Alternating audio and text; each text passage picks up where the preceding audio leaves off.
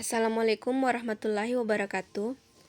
Pada video kali ini, saya akan menjelaskan mengenai seremonial formal sekolah, kurikuler, kokurikuler, dan ekstrakurikuler, serta best practice sekolah. Yang pertama adalah seremonial formal sekolah. Di antaranya yakni tata upacara bendera. Tata upacara bendera adalah tindakan dan gerakan yang dirangkaikan dan ditata dengan tertib dan disiplin.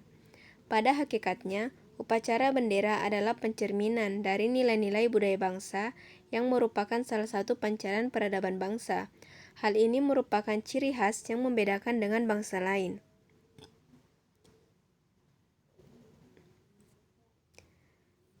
Untuk dasar hukum tata upacara bendera, yakni Pancasila, Undang-Undang Dasar 1945, yakni tentang Sistem Pendidikan Nasional, dan Inpres Nomor 14 Tahun 1981, yakni tentang urutan upacara bendera.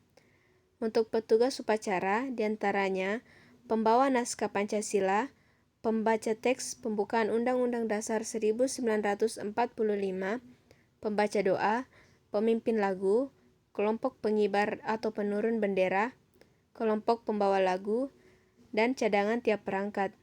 Untuk perlengkapan upacara, yakni bendera merah putih, yang ukuran perbandingannya 2:3. Untuk ukuran terbesar sebesar 2x3 meter dan terkecilnya 1x1,5 meter. Kemudian tiang bendera minimal 5 meter, maksimal 17 meter. Perbandingan bendera dengan tiang yakni 1:5. Lalu tali bendera. Diusahakan tali yang digunakan adalah tali layar dan bukan tali plastik.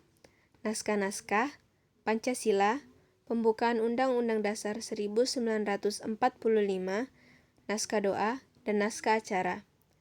Untuk pejabat upacara diantaranya pembina upacara, pemimpin upacara, pengatur upacara, dan pembawa upacara.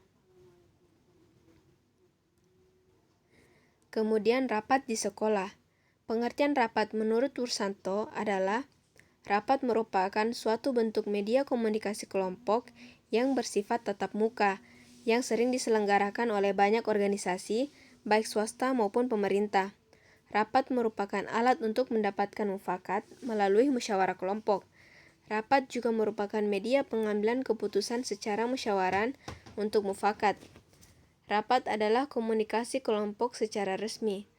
Rapat adalah pertemuan antar anggota di lingkungan kantor atau organisasi sendiri untuk membicarakan, merundingkan suatu masalah yang menyangkut kepentingan bersama. Rapat adalah pertemuan para anggota organisasi atau para pegawai untuk membahas hal-hal yang berhubungan dengan kepentingan organisasi.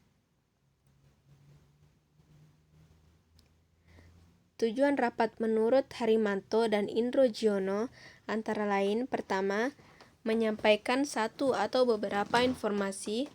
Hal ini dilakukan dengan maksud jika penyampaian informasi tidak dilakukan secara langsung melalui rapat, maka dikhawatirkan akan menimbulkan salah persepsi bagi pegawai atau karyawannya. Yang kedua, mendapatkan masukan dari para anggota rapat bila ada masalah yang berat dan membutuhkan masukan dari semua anggota, misalnya masalah mengenai penurunan gaji pegawai. Yang ketiga, melibatkan beberapa orang yang memiliki kemampuan tertentu untuk memecahkan masalah yang dihadapi, sehingga masalah diharapkan dapat segera diatasi. Yang keempat, menjalin kerjasama di antara anggota untuk membentuk suatu sikap yang diinginkan, karena jika tidak diadakan rapat, maka kemungkinan anggota hanya akan memikirkan bagian pekerjaannya sendiri dan tidak memikirkan bagian lainnya. Yang kelima, menyampaikan masalah, keadaan tertentu, komplain, dan lain-lain yang tidak bisa dilakukan secara terbuka selain melalui rapat. Yang keenam, memberi motivasi dan semangat kerja kepada para anggotanya melalui rapat. Dan yang ketujuh, rapat bertujuan untuk mengambil keputusan sesuai dengan kewenangannya dari orang-orang yang terlibat di dalamnya.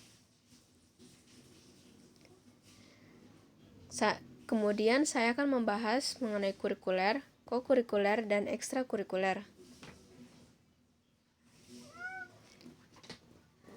Untuk pengertiannya sendiri, kurikuler adalah rencana atau sebuah acuan yang mendasar dalam proses pembelajaran yang sangat berguna, tentunya bagi guru dan peserta didik guna mencapai tujuan pembelajaran yang diharapkan. Untuk kokurikuler merupakan kegiatan yang sangat erat sekali dan menunjang serta membantu kegiatan intrakurikuler, biasanya dilaksanakan di luar jadwal intrakurikuler, dengan maksud agar siswa menjadi lebih memahami dan memperdalam materi yang ada di intrakurikuler. Biasanya kegiatan ini berupa penugasan atau pekerjaan rumah ataupun tindakan lainnya yang berhubungan dengan materi intrakurikuler yang harus diselesaikan oleh siswa. Untuk kegiatan ekstrakurikuler adalah kegiatan yang dilaksanakan di luar jam pelajaran biasa atau di luar intrakurikuler, dan kebanyakan materinya pun di luar materi intrakurikuler, yang dimana fungsi utamanya untuk menyalurkan atau mengembangkan kemampuan siswa sesuai dengan minat dan bakatnya, memperluas pengetahuan, belajar bersosialisasi, menambah keterampilan, mengisi waktu luang, dan lain sebagainya. Bisa dilaksanakan di sekolah ataupun kadang-kadang bisa di luar sekolah. Nah, untuk kokurikuler, hal-hal yang harus diperhatikan antara lain, pertama, dalam memberikan tugas kokurikuler, hendaknya jelas dan sesuai dengan pokok bahasan atau subpokok bahasan yang sedang diajarkan. Yang kedua, dalam memberikan tugas kokurikuler, seorang guru hendaknya tahu mengenai tingkat kesulitannya bagi siswa, sehingga tugas yang diberikan kepada siswa itu sesuai dengan kemampuannya dan tidak memberatkan baik fisiknya maupun psikisnya. Yang ketiga, dalam penilaian tugas kokurikuler, hendaknya jelas dan adil, sesuai dengan hasil masing-masing kemampuan siswanya. Dan yang keempat ialah dalam fungsi memberikan tugas kokurikuler, hendaknya selain untuk memperdalam pengetahuan siswa, guru juga hendaknya dengan tegas kokurikuler ini bisa membantu dalam penentuan nilai rapor.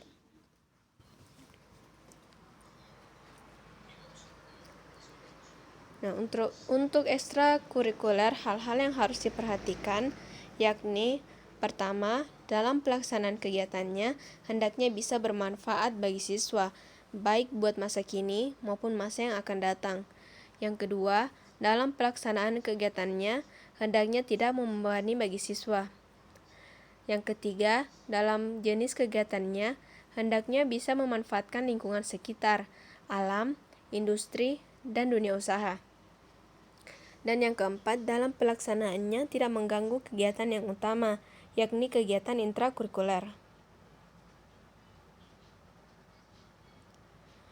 Untuk contoh-contohnya sendiri, ekstrakurikuler terbagi menjadi beberapa bagian. Yang pertama, Krida meliputi kepramukaan, latihan dasar kepemimpinan siswa atau LDKS, Palang Merah Remaja atau PMR, pasukan pengibar bendera pusaka atau Paskibraka. Yang kedua, karya ilmiah meliputi kegiatan ilmiah remaja atau KIR, kegiatan penguasaan keilmuan dan kemampuan akademik penelitian. Yang ketiga, latihan atau lomba keberbakatan, prestasi, meliputi pengembangan bakat olahraga, seni dan budaya, cinta alam, jurnalistik teater, dan keagamaan. Kemudian yang keempat, seminar, lokakarya, dan pameran atau bazar dengan substansi antara lain karir, pendidikan, kesehatan, perlindungan HAM, keagamaan, serta seni budaya. Selanjutnya, saya akan membahas mengenai best practice sekolah. Pembiasaan merupakan proses pembentukan sikap dan perilaku yang relatif menetap dan bersifat otomatis melalui proses pembelajaran yang berulang-ulang, baik dilakukan secara bersama-sama ataupun sendiri-sendiri. Hal tersebut juga akan menghasilkan suatu kompetensi. Untuk kegiatan pembiasaan sekolah dibagi menjadi beberapa. Yang pertama, kegiatan rutin. Yang dimaksud kegiatan rutin adalah kegiatan yang dilakukan secara reguler dan terus-menerus di sekolah. Kegiatan rutin bertujuan untuk membiasakan siswa melakukan sesuatu dengan baik. Kegiatan pembiasaan yang termasuk kegiatan rutin diantaranya berdoa sebelum memulai, membaca Asmaul Husna, hormat bendera merah putih, sholat duha bersama, membaca surat-surat pendek Al-Quran, tadarus Al-Quran, sholat duhur berjamaah, infak siswa, serta kebersihan kelas. Yang kedua yakni kegiatan spontan. Kegiatan spontan adalah kegiatan yang dapat dilakukan tanpa dibatasi oleh waktu, tempat, dan ruang. Hal ini bertujuan untuk memberikan pendidikan secara spontan, terutama dalam membiasakan bersikap sopan santun dan sikap terpuji lainnya. Kegiatan spontan antara lain membiasakan mengucapkan salam dan bersalaman kepada guru, karyawan, dan sesama siswa. Membiasakan bersikap sopan santun, membiasakan membuang sampah pada tempatnya, membiasakan antri, membiasakan menghargai pendapat orang lain, membiasakan meminta izin ketika hendak masuk atau keluar kelas atau ruangan, membiasakan menolong atau membantu orang lain, membiasakan menyalurkan aspirasi melalui media yang disediakan oleh sekolah, seperti majalah dinding dan kotak curhat BK. Kemudian membiasakan konsultasi kepada guru pembimbing atau guru lain sesuai kebutuhan. Yang ketiga, kegiatan terprogram. Kegiatan terprogram merupakan kegiatan yang dilaksanakan secara bertahap, disesuaikan dengan kalender pendidikan atau jadwal yang telah ditetapkan oleh sekolah. Membiasakan kegiatan ini artinya membiasakan siswa dan personil sekolah aktif dalam melaksanakan kegiatan sekolah sesuai dengan kemampuan dan bidang masing-masing. Kegiatan terprogram ini misalnya kegiatan kelas meeting, kegiatan memperingati hari-hari besar nasional, kegiatan karya wisata, kegiatan lomba mata pelajaran, kegiatan pentas seni akhir tahun pelajaran, serta kegiatan perkemahan. Yang keempat yakni kegiatan keteladanan. Kegiatan keteladanan yaitu kegiatan dalam bentuk perilaku sehari-hari yang dapat dijadikan contoh atau teladan. Kegiatan itu termasuk membiasakan berpakaian rapi, membiasakan datang tepat waktu, membiasakan berbahasa dengan baik, membiasakan rajin membaca, serta membiasakan bersikap ramah. Nah, untuk kebiasaan-kebiasaan positif di sekolah, yakni pertama, tepat waktu. Membiasakan melakukan segala sesuatu pada waktunya merupakan salah satu cara membentuk kedisiplinan dan bertanggung jawab peserta didik. Yang kedua, jabat tangan. Berjabat tangan baik dengan guru maupun sesama peserta didik saat datang dan pulang sekolah. Yang ketiga, sopan. Dasar dalam membentuk peserta didik yang beretika diawali dengan mengajari peserta didik dengan sopan santun yang baik. Yang keempat, tegur sapa. Membiasakan untuk saling tegur sapa ketika berpapasan di dalam maupun di luar kelas. Peserta didik juga perlu diajari menggunakan kata-kata yang tepat saat bertegur sapa. Yang kelima, mengenakan seragam. Dengan berseragam yang baik akan menghilangkan kesenjangan tingkat sosial anak. Harapannya, anak dapat bergaul dengan siapapun di sekolah tanpa membeda-bedakan satu dengan yang lainnya. Kemudian yang keenam, antri. Membiasakan untuk antri merupakan bentuk dari cara menghormati diri sendiri dan orang lain. Contoh bentuk kebiasaan antri ketika masuk kelas, kantin, kamar mandi, dan cuci tangan. Baiklah, mungkin hanya itu yang bisa saya sampaikan. Lebih dan kurangnya mohon dimaafkan. Wassalamualaikum warahmatullahi wabarakatuh.